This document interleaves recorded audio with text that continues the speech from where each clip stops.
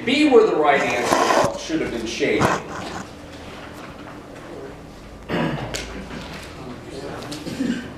All Y or Z would have been 2 and 3 shaded, would have been all Y or Z. Some Y or Z would have required a what in the diagram? Wouldn't be the shaded section, it would be an X. So the only one that could be, or that is right, is C for number 1. 2, the X in the above diagram represents the statement, some X are Y.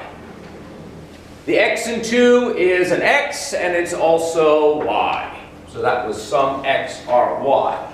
Now some of you got number 3 wrong and you shouldn't have. Well, I guess that's not a nice thing to say. The conclusion can be drawn, which conclusion can be drawn based upon interpreting the diagram above? The answer was B. Some X are not Z. Because in order for some X or not Z to be diagrammed, the X has got to be somewhere in what? It's got to be some X. Some of you selected some Z are not X. Problem is, that's an X. Some Z are not X would have been what? Just talking it through. Where would the X been if we had shown that some Z are not X? 4. What's that? 7, yeah. It would have been in 7. This right here, if it were here, would have been some Z are not X. So the right answer was some X are not Z. And by the way, you shouldn't have thought that it was all X or Z, because all X or Z would have been a shaded 1 and 2. Now, which of the following moods indicates a potentially valid syllogism? That was AEE.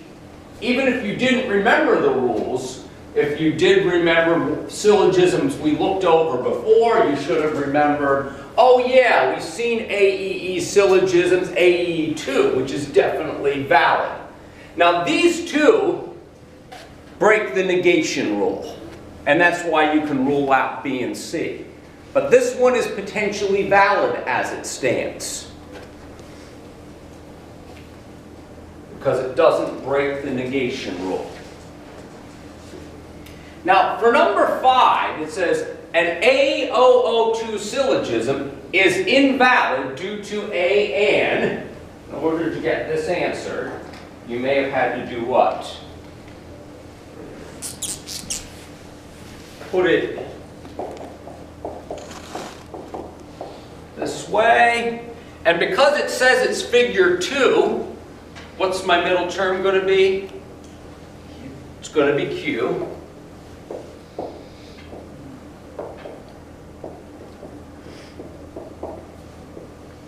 And because of the way standard form works, the term that's in the subject or in the major premise will be the predicate of the conclusion, subject,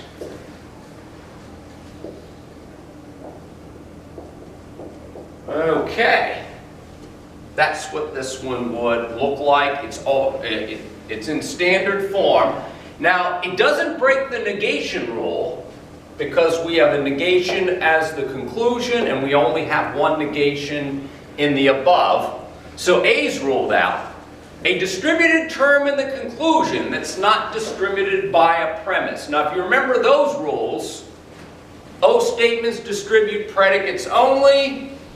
This rule is satisfied because P is distributed as the subject of an A, so it doesn't break that rule. C, an undistributed middle term.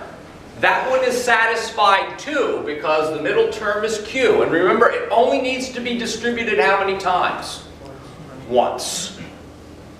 The middle term distributes as the subject of, the predicate of an O.